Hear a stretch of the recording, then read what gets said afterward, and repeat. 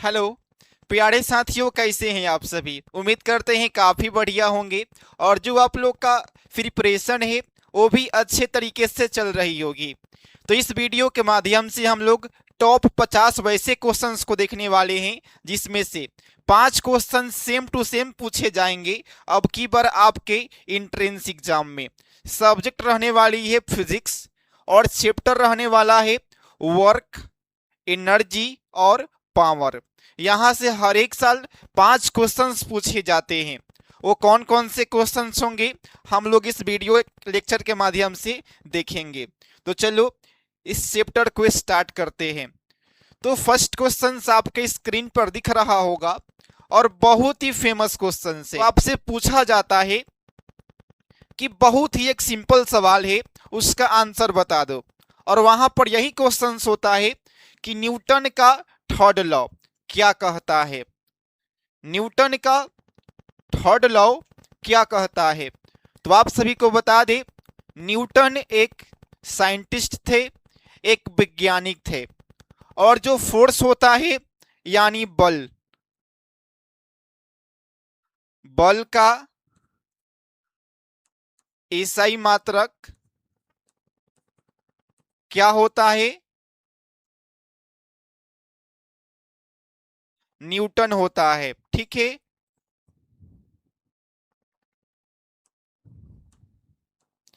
बल का एसआई मात्रक न्यूटन होता है।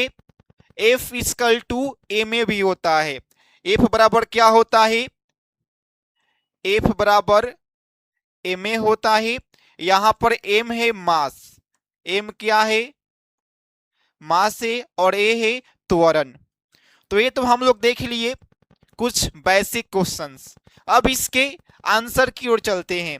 तो न्यूटन साहब के द्वारा 3 नियम दिया गया था, फर्स्ट लॉ, सेकंड लॉ और थर्ड लॉ। जो फर्स्ट नियम है ना, उसके बारे में भी हम लोग देखेंगे, सेकंड नियम के बारे में भी देखेंगे। सबसे पहले जो थर्ड लॉ है उसके बारे में हम लोग देख लेते हैं।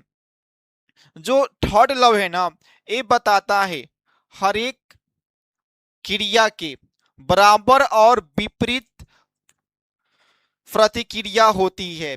जैसे कि आप लोग अपने हाथ में एक बॉल लेना, उसको दीवार पर ऐसे फेंकना, दीवार पर फेंकोगे ना, मारोगे ना, सेम उतना ही फोर्स से तुम्हारे तरफ वो बॉल आएगा।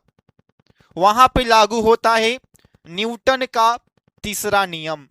तो करेक्ट आंसर हो जाएगा ऑप्शन ए। न्यूटन के तीसरे नियम के अनुसार हर एक क्रिया के बराबर और विपरीत प्रतिक्रिया होती है।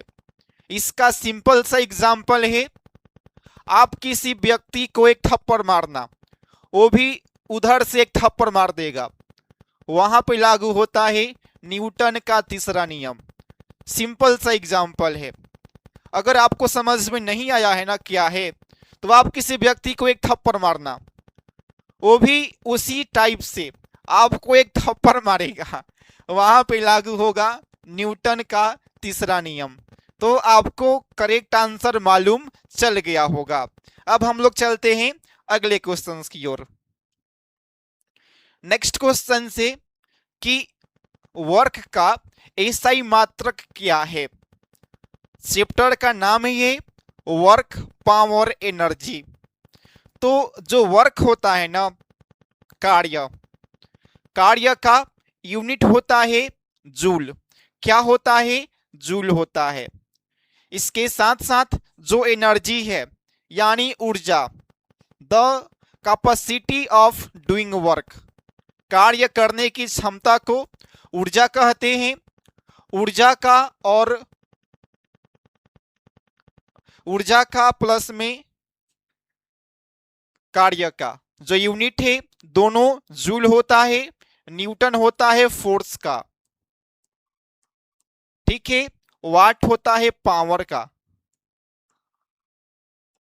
और ये जो पास्कल है ये होता है दाब का। उम्मीद है ये क्वेश्चंस भी आपको काफी अच्छे तरीके से समझ में आ चुका होगा। इसको बहुत बार पूछा जा चुका है आप लोग के प्रवेश परीक्षा में। ये 4 गो बताए हैं ना, 4 गो में से एक क्वेश्चंस पक्का पूछेगा, इतना हम लिख करके दे देते हैं।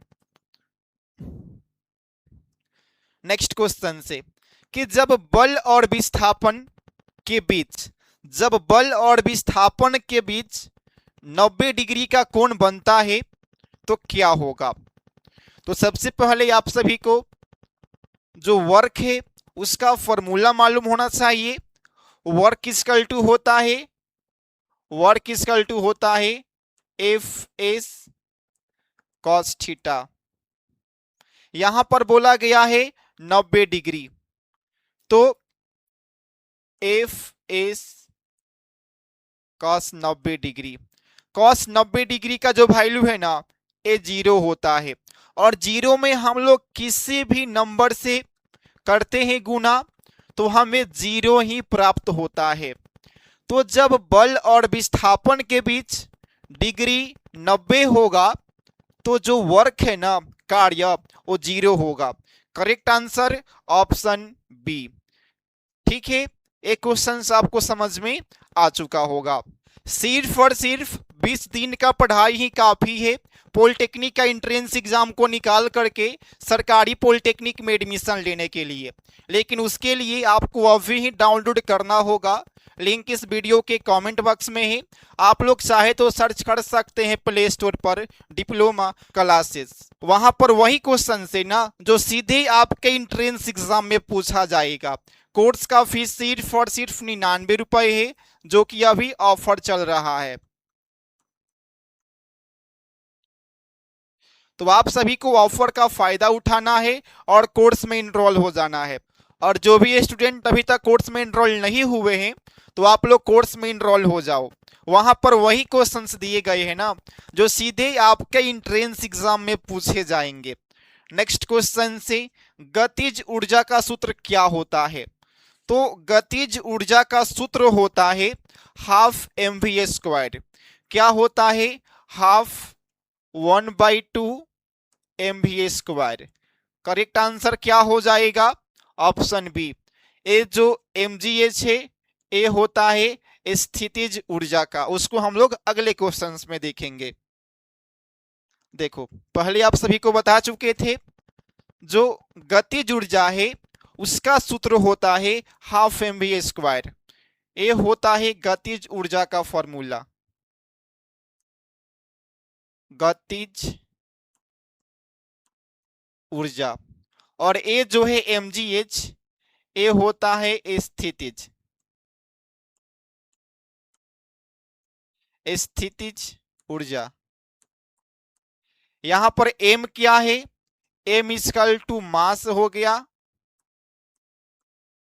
g इक्वल टू हो गया ग्रेविटेशन, और h इक्वल टू हो गया, h इक्वल टू हो गया हाइट। एक क्वेश्चंस को कई बार पूछा जा चुका है कि mgh में h का मतलब क्या है। तो mgh में h का मतलब हाइट है, g का मतलब ग्रेविटी है, और m का मतलब मास है। शक्ति की इकाई क्या है? तो शक्ति है the rate of doing work. शक्ति का यूनिट है वाट। क्या है? वाट है। जूल किसका है? ए है कार्य का प्लस ऊर्जा का। ठीक है। न्यूटन है बल का, सेकंड है समय का। शक्ति का सूत्र क्या होता है? The rate of doing work, यानी वर्क अपॉन समय। तो कौन सी ऑप्शन में है? वर्क अपॉन समय, कार्य बटा समय को हम लोग क्या बोलते हैं? शक्ति बोलते हैं। करेक्ट आंसर क्या हो जाएगा? ऑप्शन बी हो जाएगा। फोर्स इनटू टाइम को हम लोग क्या बोलते हैं? इसको आवेग बोलते हैं। फोर्स इनटू टाइम को हम लोग आवेग बोलते हैं, और आवेग का एसआई मात्रक होता है न्यूटन सेकंड। न्यूटन सेकंड क्यों होगा? क्योंकि फोर्स का न्यूटन हो जाएगा और टाइम का सेकंड हो जाएगा। एक हर्ट्ज पावर इक्वल टू कितना होता है? 1 HP इक्वल टू वाट। कई बार पूछा जा चुका है पॉलिटेक्निक के प्रवेश परीक्षा में कि एक HP इक्वल टू क्या? तो 1 HP इक्वल टू 746 वाट। यहां पर जो वाट है ना, ये एसआई मात्रक है पावर का। उम्मीद है ये क्वेश्चन आपको समझ में आ चुका होगा। जो भी स्टूडेंट अभी तक कोर्स में इनरोल नहीं हुए हैं ना, तो आप लोग इनरोल हो जाओ। कोर्स का फी काफी कम है, बिल्कुल ना के बराबर है।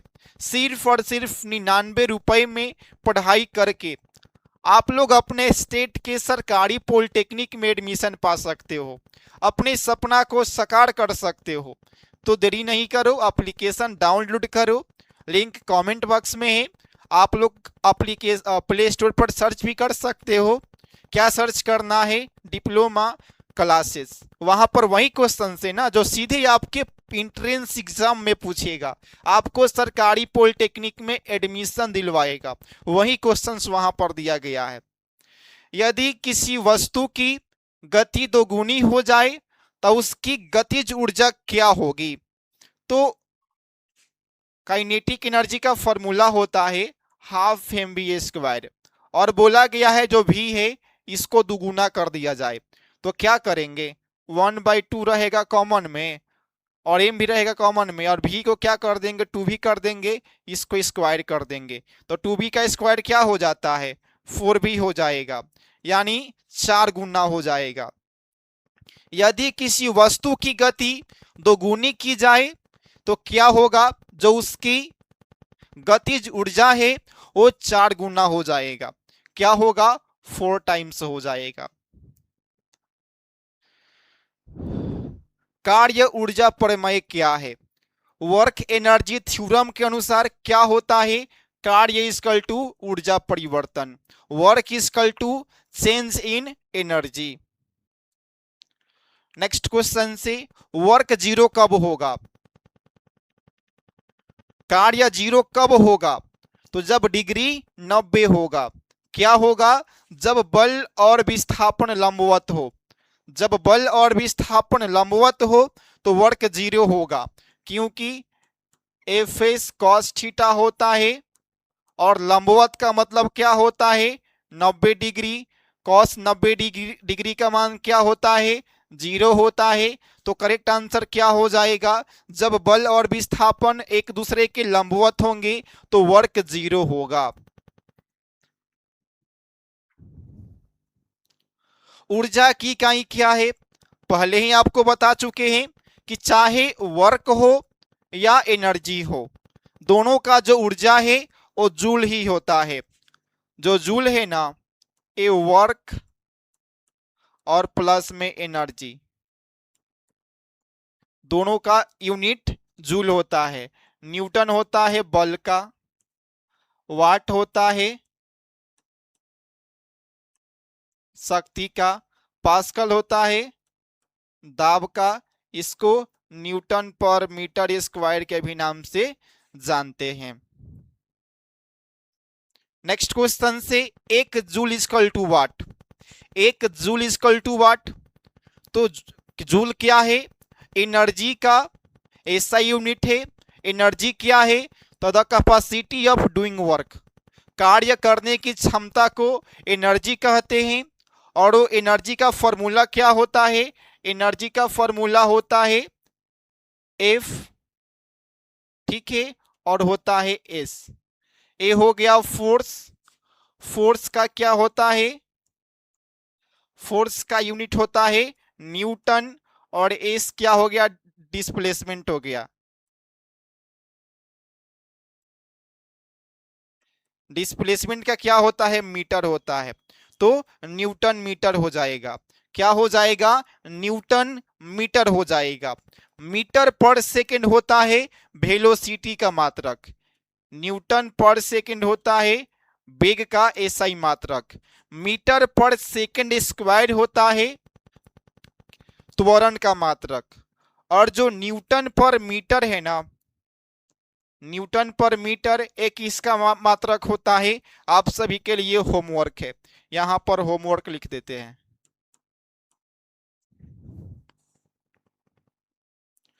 शक्ति इक्वल टू वाट, तो शक्ति इक्वल टू होता है वर्क अपॉन टाइम।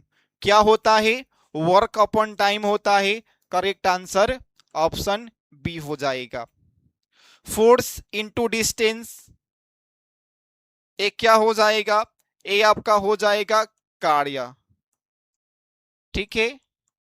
और फोर्स इनटू टाइम, ये आपका हो जाएगा आवेग। और क्या है? समय बटा कार्य, ये तो कुछ नहीं होता है। ऊर्जा संरक्षण का नियम क्या बताता है? ऊर्जा संरक्षण के नियम के अनुसार क्या होता है? न तो ऊर्जा बनाई जा सकती है और न ही उसको नष्ट किया जा सकता है। ऊर्जा संरक्षण के नियम के अनुसार ऊर्जा ना क्रिएट किया जा सकता है और ना ही उसका डिस्ट्रॉयड किया जा सकता है। बस उसका ट्रांसफॉर्मेशन, उसका रूपांतरण एक रूप से दूसरे रूप में किया जा सकता है। करेक्ट आंसर ऑप्शन सी हो जाएगा। यदि कोई वस्तु स्थिर है तो उसकी गतिज ऊर्जा क्या होगी? यदि कोई ऑब्जेक्ट रेस्ट में है तो जीरो हो जाएगा। क्या होगा? जीरो हो जाएगा। नेक्स्ट क्वेश्चन से, पोटेंशियल एनर्जी किस पर निर्भर करता है?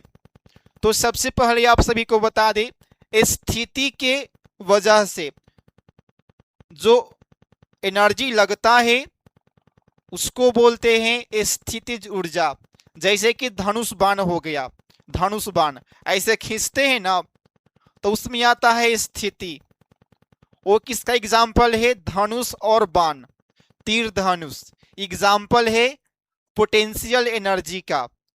इसका फॉर्मूला होता है mgh। mgh तो मास पर भी डिपेंड करता है, ग्रेविटी पर भी करता है और हाइट पर भी करता है। करेक्ट आंसर ऑप्शन डी हो जाएगा। कार्य का सूत्र क्या है? तो जो वर्क है ना, वर्क का फॉर्मूला क्या होता है? वर्क का फॉर्मूला हो जाता है एफएस। क्या होता है? एफएस हो जाता है। और इसका जो यूनिट है ये होता है न्यूटन मीटर। तो उम्मीद है ये वीडियो लेक्चर आपको काफी पसंद आया होगा। इसका अगले पार्ट में हम इसके आगे का जो भी क्वेश्चन है वो बताएंगे। अभी जो भी स्टूडेंट कोर्स में इनरोल नहीं हुए हैं तो आप लोग कोर्स में इनरोल हो जाओ। कोर्स का फीस सिर्फ और सिर्फ 99 रुपीज है, जो कि काफ़ी कम है। और अभी ऑफर चल रहा है, ऑफर का फ़ायदा उठाओ और अभी से पढ़ाई करने के बाद टॉप 10 सरकारी पॉलिटेक्निक में अपना एडमिशन लो और अपने माँ बाप का सपना को साकार करो। तो इस वीडियो को आप लोग अपने अपने व्हाट्सएप ग्रुप में भेज देना। बाकी मिलते हैं फिर अगले वीडियो में, तब तक के लिए थैंक यू, टेक केयर।